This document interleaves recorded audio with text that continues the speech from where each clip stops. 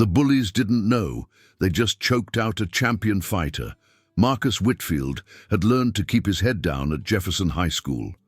At 17, he was neither tall nor particularly muscular, with a quiet demeanor that seemed to make him invisible to most students.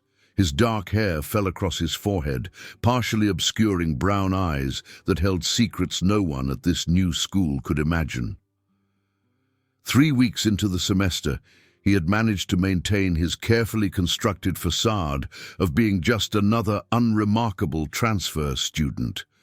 The morning sun filtered through the tall windows of Jefferson High as Marcus made his way to his locker. The hallways buzzed with the usual pre-class chatter, students clustering around their lockers in familiar groups. Marcus moved through it all like a ghost, attracting no attention and preferring it that way. His previous school had been different. There, everyone knew who he was. Here, anonymity was a blessing he wasn't ready to give up. Well, what do we have here? The voice cut through Marcus's thoughts like a blade. He didn't need to turn around to know trouble had found him. Tyler Brennan stood 6 feet tall, with the kind of build that came from hours in the weight room and a lifetime of athletic privilege. His sandy hair was perfectly styled, and his green eyes held the cold calculation of someone who had never been told no. Flanking him were his usual companions, Jake Morrison, a stocky redhead with freckles and a mean streak, and Derek Chen, lean and quick with movements that suggested he was always ready for a fight. Not today, Marcus thought, closing his locker with deliberate calm. Just walk away. I'm talking to you, new kid, Tyler said, stepping closer. The hallway around them had grown quieter, other students sensing the shift in atmosphere, but none willing to intervene. Marcus turned slowly, his expression neutral. I heard you. I just don't have anything to say. Tyler's smile was predatory. That's funny. Most people have plenty to say when I'm talking to them. You think you're better than everyone else? Too good to acknowledge your betters? If only you knew, Marcus thought, but kept his face blank. I'm just trying to get to class. Jake stepped forward, blocking Marcus's path. Class doesn't start for 10 minutes. We've got time to get acquainted. The crowd in the hallway had thinned, but those who remained watched with the morbid fascination of spectators at a car accident. Marcus recognized the pattern from his old school, from a dozen schools before that. There were always predators, and there were always those who stood by and watched. Look, I don't want any trouble, Marcus said quietly. The words tasted like ash in his mouth, but they were necessary. His father's voice echoed in his mind. Control yourself. Only fight when you have no other choice. Derek laughed, a harsh sound that echoed off the lockers. Did you hear that? He doesn't want trouble. What do you think, Tyler? Should we give him trouble anyway? Tyler pretended to consider this, tapping his finger against his chin in an exaggerated gesture of thought. I think the new kid needs to learn some respect. This is our school, and we have rules here.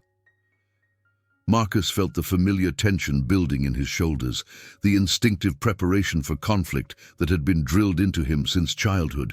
But he forced himself to remain still, to project weakness rather than strength. It was a performance he had perfected over the years, even as every fiber of his being screamed at him to end this before it began. What kind of rules? Marcus asked, his voice barely above a whisper. First rule, Tyler said, stepping so close that Marcus could smell his cologne, is that you show respect to your superiors. Second rule is that you pay a small fee for the privilege of walking through our hallways. I don't have any money, Marcus lied smoothly. His wallet contained $300 in cash, money his father had given him for emergencies, but giving these predators money would only mark him as a permanent target. Tyler's expression darkened. Everyone has money. Jake, check his pockets. Before Marcus could react, Jake's hands were on him, roughly searching his jacket pockets. Marcus stood perfectly still, his hands at his sides, even as every instinct screamed at him to break Jake's wrist and end this humiliation. But he couldn't. Not yet. not unless he had absolutely no choice. Nothing in his jacket, Jake reported, his hands moving to Marcus's pants pockets. Wait, what's this? Jake pulled out Marcus's phone, a sleek device his father had insisted he carry. Tyler's eyes lit up with interest. Nice phone, Tyler said, taking it from Jake's hands. This'll do for your first payment. Give it back, Marcus said, his voice still quiet, but carrying a new edge that made Derek take a half step backward. Tyler noticed Derek's reaction and frowned. Did you just give me an order, new kid? The hallway had emptied now, except for a few stragglers who pretended to be busy at their lockers while watching the confrontation unfold. Marcus could see Mrs. Peterson, the English teacher, at the far end of the hall, but she was deep in conversation with another teacher and seemed oblivious to what was happening. I asked you to give it back, Marcus clarified, his tone carefully neutral again. Tyler laughed and tossed the phone to Derek, who caught it with a grin. Here's what's going to happen. We're going to keep this as payment for your first week here. Next week you'll bring us $50. The week after that, $100. Think of it as insurance. Insurance against what? Marcus asked, though he already knew the answer. Against us making your life very unpleasant, Jake said, cracking his knuckles. We can make you disappear from this school, new kid, or we can make you wish you'd never been born. Marcus felt something cold settle in his stomach. These weren't just bullies looking for lunch money. They were predators who had found a system that worked, who had probably been terrorizing students for years, and the adults who should have stopped them were either oblivious or complicit. Still not enough, he told himself. Dad always said only fight when you have no other choice, when your life is in danger. I understand, Marcus said finally. Can I have my phone back for today? I need it to call my mom after school. Tyler's smile was cruel. Your mommy? Does she still pack your lunch in a little bag with your name on it?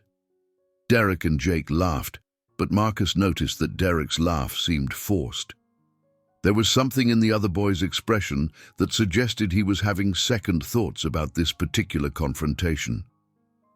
She's at work, Marcus said simply. She worries when I don't call. Oh, that's sweet, Tyler said in a mocking baby voice. Well, you can call her from the office when you're reporting how you accidentally walked into a door. Several times. The threat was clear, and Marcus felt his control slipping. His hands curled into fists at his sides, and he had to consciously force them to relax. Tyler noticed the movement, and his eyes gleamed with satisfaction. Ooh, look at that. The new kid's getting angry. What are you going to do about it, tough guy? Walk away, Marcus told himself. Just walk away. But as he turned to leave, Jake stepped in front of him again. Nobody said you could leave. Class starts in 5 minutes, Marcus said, his voice strained with the effort of maintaining control. Then you'd better learn fast, Tyler said. Get on your knees. The words hit Marcus like a physical blow. He had been pushed, shoved, mocked, and threatened. But this was different. This was deliberate humiliation designed to break his spirit completely. What? Marcus whispered. You heard me. Get on your knees and apologize for disrespecting us. Maybe then we'll consider giving you your phone back. The hallway seemed to spin around Marcus. He could see the few remaining students watching with a mixture of fascination and horror. Mrs. Peterson was still talking to her colleague, completely unaware of what was happening, and Tyler, Jake, and Derek stood there like predators, circling wounded prey. This is it, Marcus thought. This is the line I can't cross. No, he said quietly.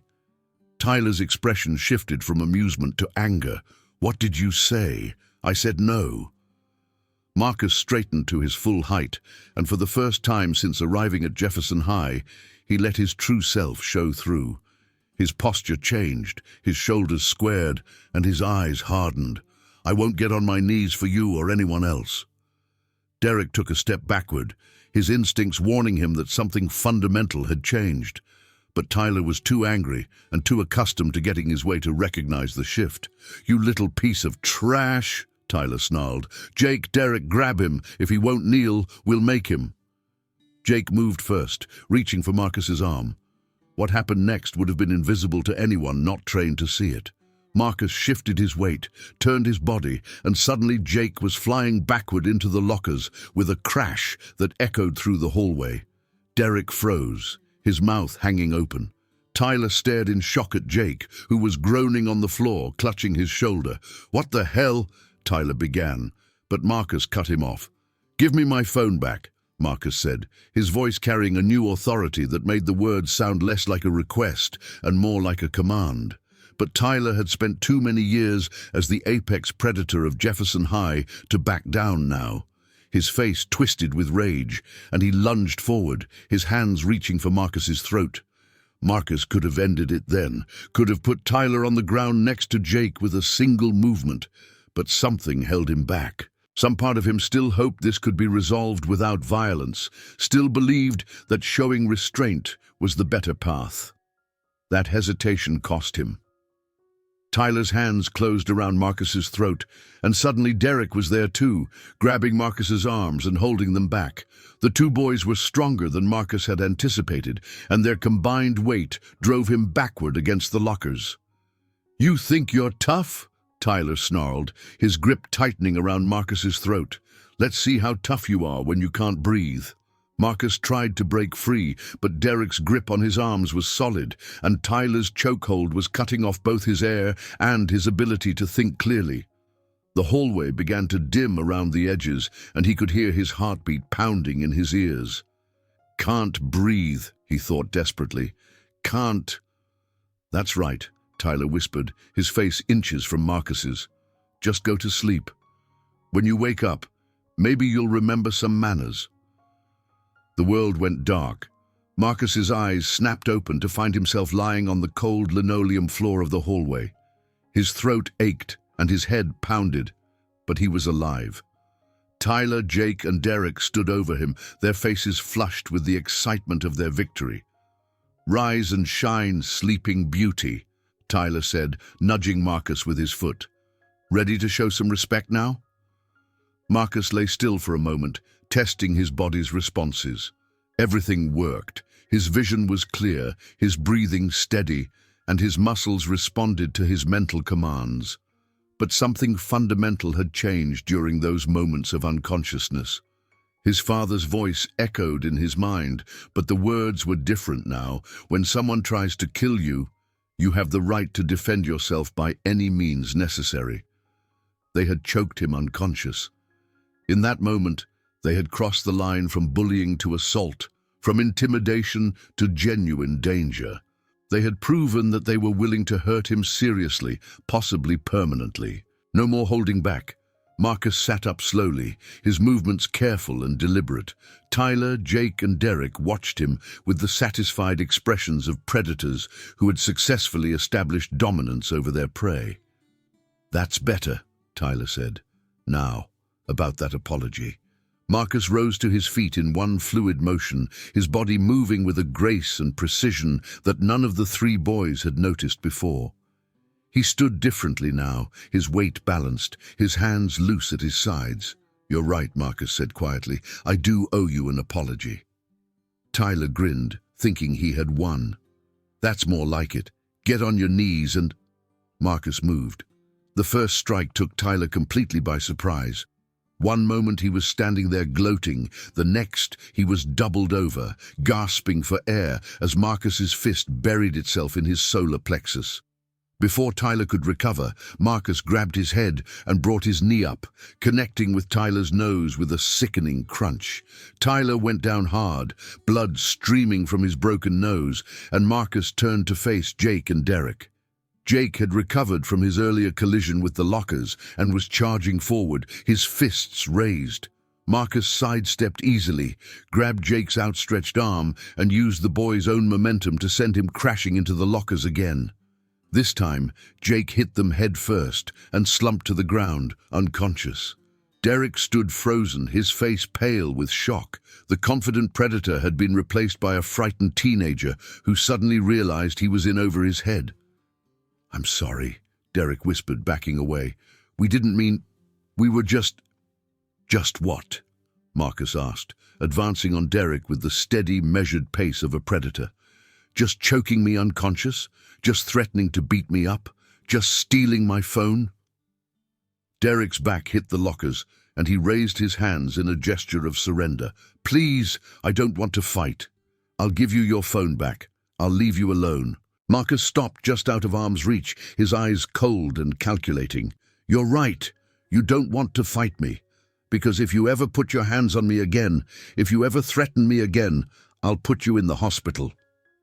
Derek nodded frantically, pulling Marcus's phone from his pocket and holding it out with shaking hands. Marcus took it without breaking eye contact. "Get your friends and get out of here," Marcus said quietly. "And Derek, tell everyone what happened here. Tell them what happens when people try to choke me out." Derek nodded again and scrambled to help Tyler to his feet. Tyler was conscious but groggy, blood still flowing from his nose.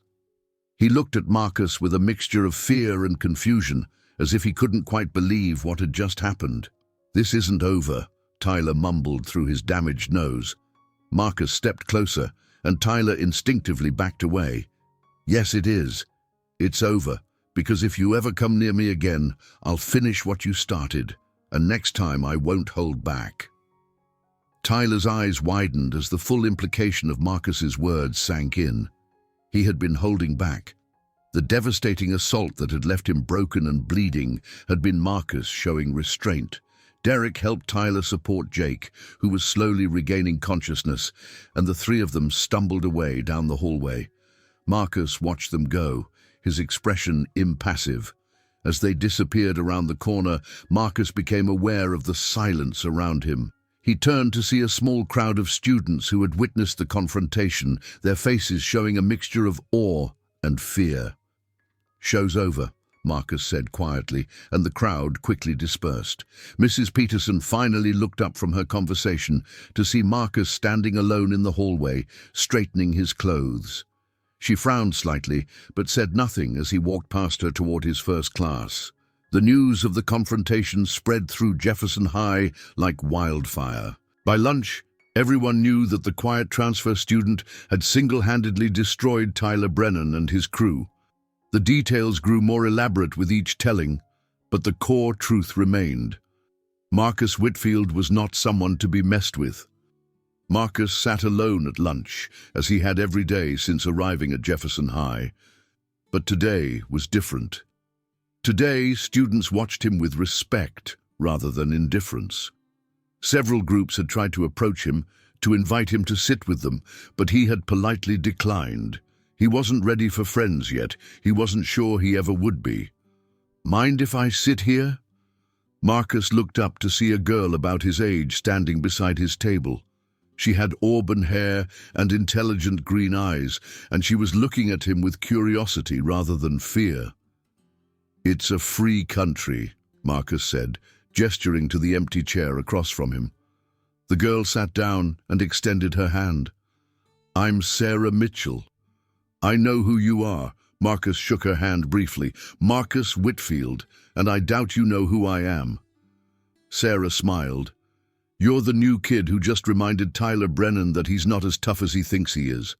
That makes you a hero in my book." "I'm not a hero," Marcus said quietly. "I just defended myself.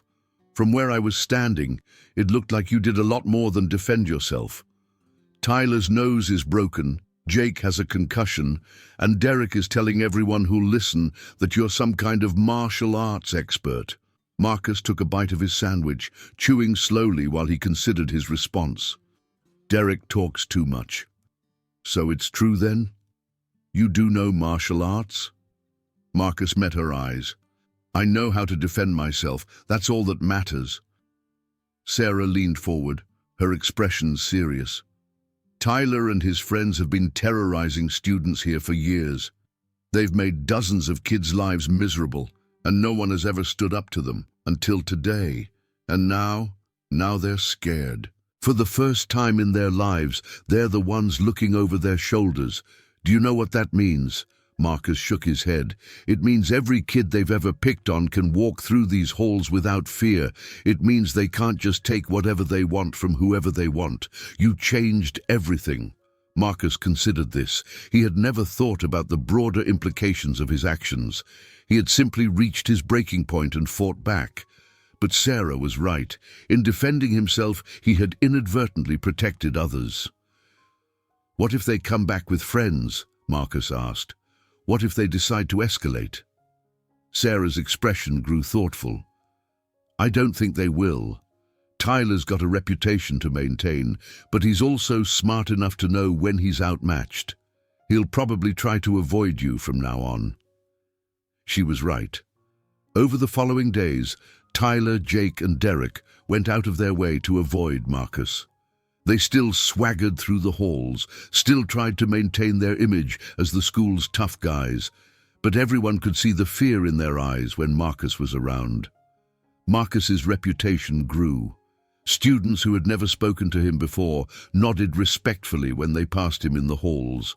Teachers who had overlooked him began to notice his presence, and the atmosphere of the school itself seemed to change, as if the removal of Tyler's reign of terror had lifted a weight from everyone's shoulders. But Marcus remained apart from it all. He attended his classes, completed his assignments, and kept to himself. He had learned long ago that getting close to people only led to complications, and complications were something he couldn't afford. 3 weeks after the confrontation, Marcus was walking to his car after school when he heard footsteps behind him. He turned to see Tyler approaching, alone this time, and moving with the careful gait of someone who didn't want to be seen as a threat. "Whitfield," Tyler said, stopping a safe distance away. "Can we talk?" Marcus studied Tyler's face, looking for signs of deception or aggression. He saw neither. Tyler's nose was still slightly crooked from where Marcus had broken it, and there was a new wariness in his eyes. "Talk," Marcus said simply. Tyler took a deep breath. I wanted to apologize for what we did, for choking you out. That was," he struggled for words. "That was wrong." Marcus waited, saying nothing. "I thought you were just another weak kid," Tyler continued. "I thought I could push you around like I pushed around everyone else. I didn't know." "Didn't know what?" "Didn't know that you could have killed me," Tyler said quietly. "When you hit me, when you grabbed my head. I've never felt power like that before. You could have ended me right there, but you didn't." Marcus nodded slowly. "I could have." "Why didn't you?" The question hung in the air between them. Marcus considered his answer carefully. "Because I'm not like you," he said finally. "I don't hurt people because I can. I hurt people because I have to."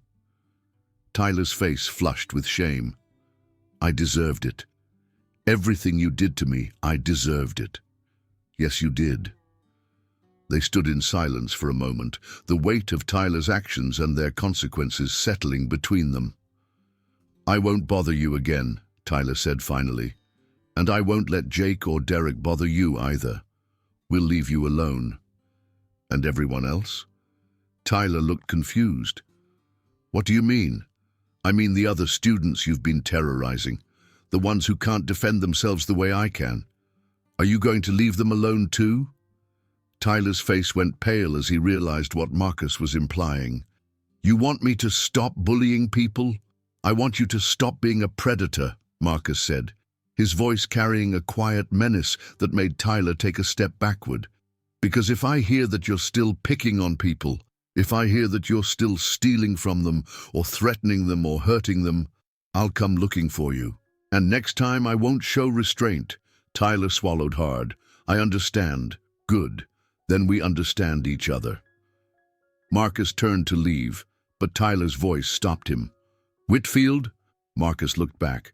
"Who are you? I mean, really, nobody learns to fight like that just for fun." Marcus smiled, but it wasn't a pleasant expression. "I'm nobody special, just a kid who learned early that the world is full of predators. And sometimes, to survive, you have to be willing to become something more dangerous than they are." With that, Marcus got into his car and drove away, leaving Tyler standing alone in the parking lot with a new understanding of how small he really was in the grand scheme of things. The weeks that followed were the most peaceful Marcus had experienced since arriving at Jefferson High. Tyler and his friends had indeed backed off, not just from Marcus, but from their other victims as well.